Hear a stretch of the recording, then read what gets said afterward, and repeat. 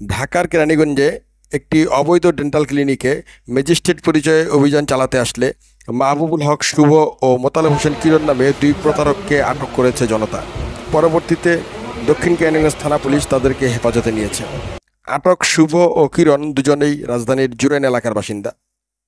মঙ্গলবার রাত 9:30টার দিকে দক্ষিণ কেরানীগঞ্জ থানাধীন চরকালীগঞ্জ অলিনগর এলাকার সেবা ডেন্টাল ক্লিনিকে এই ঘটনা ঘটে। জানা গেছে, ওই প্রতারক দুজন একজন ম্যাজিস্ট্রেট ও একজন সাংবাদিক পরিচয় দিয়ে অবৈধ ক্লিনিকের মালিকের কাছে কাগজপত্র দেখতে চায়। এ সময় প্রতিষ্ঠানের কোনো কাগজপত্র না থাকায় তারা কাগজপত্র করিয়ে দিবে এমনটা জানিয়ে টাকা পয়সা দাবি করে। ওনারা এইভাবে আসছে, আমরা হচ্ছে এলাকায় রোডে দাঁড়ানো ছিলাম, তো একজন এসে বললো যে দুইটা অভিযান করছে। ওনারা কি অভিযান করছে? পাশের ডেন্টাল অফ করে দিছে, তো বললো যে ম্যাজিস্ট্রেট চলছে। তো আমরা দেখলাম এখন বাজে রাত প্রায় 9:30, এত রাতে তো ম্যাজিস্ট্রেট আসার কথা না। তো আমরা সাথে সাথে ঢুকার পর ওনার তড়িঘড়ি করে বের হয়ে যেতেছে। তো আমরা ওনারা জিজ্ঞেস করলাম ডাক্তারকে যে কি হয়েছে, বললো যে আমার 5,000 টাকা ফাইন করে নিয়ে গেলো। ফাইন করলে তাহলে আপনার কাগজ করবো, অবশ্যই ম্যাজিস্ট্রেট ফাইন করলে একটা কাগজ থাকে, প্রশাসনের গাড়ি থাকে, আমরা গাড়িটারে কিছু দেখি নাই। তো ওনার সাথে আর কথা না বলে আমরা ওনারা রোডের থেকে ধরছি, ধরতে আসেন আনার পর উনি 5,000 টাকা যে নিছে, 5,000 টাকা উনি ছুঁড়া মারছে, নেন আপনার টাকা রেখা দেন, আমরা কি পারি দেখুন। পরে আমি বলছি আচ্ছা আপনারা যদি আইনের লোক হন আমরা আপনাদের সাহায্য করব, কিন্তু আপনাদের মতো তো অনেকে ভুল পরিচয় দিয়ে এসে মানুষের থেকে 2 নম্বরে করে টাকা নেয়, তো সেই ক্ষেত্রে আমাদের একটু আপনারা আপনাদের পরিচয়টা দেন।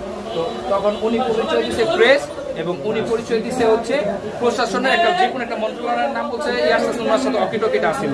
তারপর উনি হচ্ছে ওনার একটা আইডি কার্ড শো করলো আপনার এই যে ইনভেস্টিগেশন অফিসার হিসাবে, এই যে এটা Bangladesh anti corruption human rights বললাম। তারপর বললো যে ইনভেস্টিগেশন অফিসার। বললাম আপনি যে ইনভেস্টিগেশনে আসছেন আপনার সাথে প্রশাসনের কোনো লোক নাই, এখন তো সময় খারাপ, রাত 9টা বাজে আপনি আসছেন, একজনের বললেন যে ইনভেস্টিগেশন করবেন, তো কি ইনভেস্টিগেশন করলেন?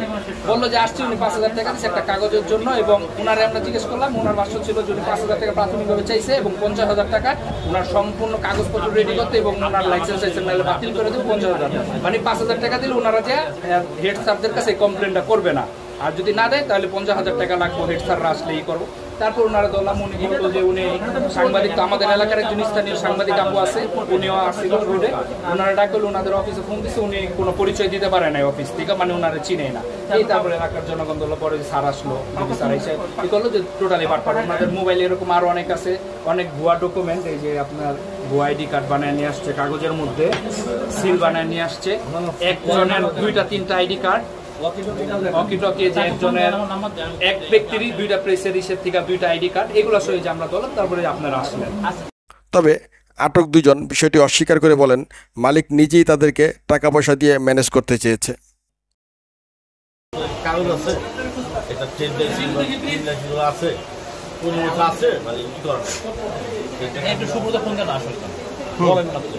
আচ্ছা আপনি বলেন নাকি? হ্যাঁ, পরে বলছি যে লাইসেন্স আছে রেনু করানো, আমরা বলছি যে ঠিক আছে রেনু করা দেবো, রেনু করতে কয় টাকা লাগবে ওই বিষয়ে। আপনি কি পরিচয় দিচ্ছেন? আপনি কি পরিচয় দিচ্ছেন এখানে?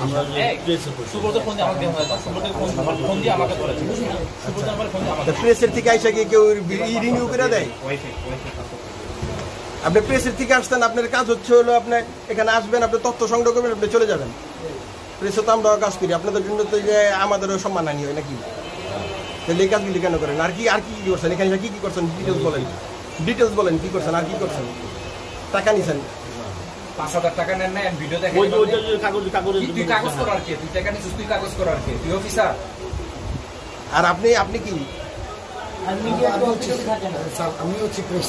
আচ্ছা ঠিক আছে, আমাদের কাজ হচ্ছে আমরা শুধু তথ্যটা সংগ্রহ করে করার জন্য, একটা আপনার আর্টিকেল লেখার জন্য, ঠিক আছে। যে এখন যে বিডিএস ছাড়া যে ডাক্তার যে ক্লিনিক, ওই ক্লিনিক অবৈধ, তো এই ব্যাপারে আর কি আমরা জিজ্ঞেস করতেছি যে আপনাদের এখানে বিডিএস আছে?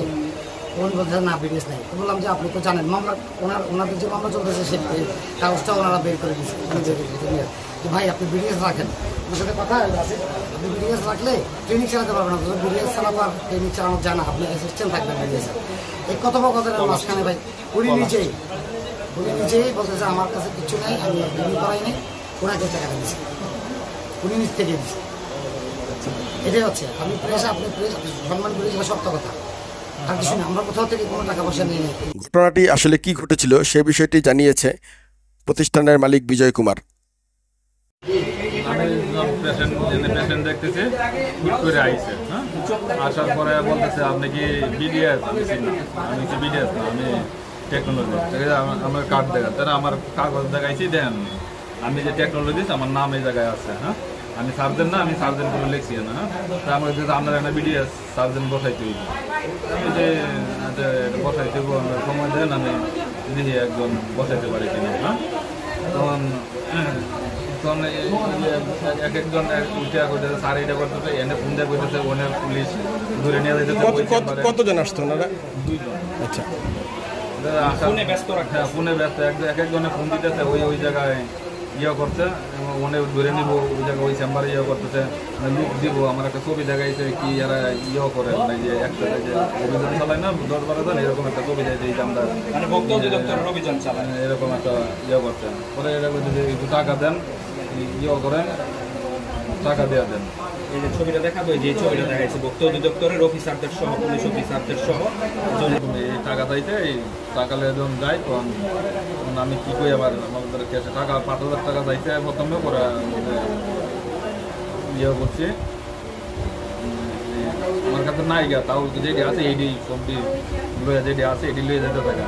পরে আমি যখন কইতে জাহাঙ্গীর করে কইতে, জাহাঙ্গীর বাইরে কইতে, বা সামনে একজন বলছে, পরে ধরে আনছে। পরে আইনা করতে আমার এটা খেলনা পিস্তল, আমার পোলার লাগে কিনছি, এটা কিনছি, এটা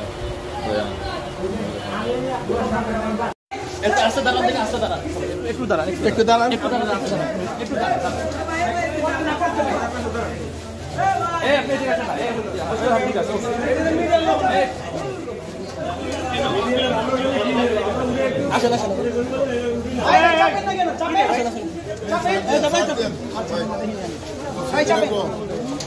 লোকজন চাপেন তো, লোকজন চাপেন, এই সবাই এই মোবাইল বন্ধ করো। উড়াই দিলাম, এই যে উড়াই দিলাম, এই যে উড়াই দিলাম।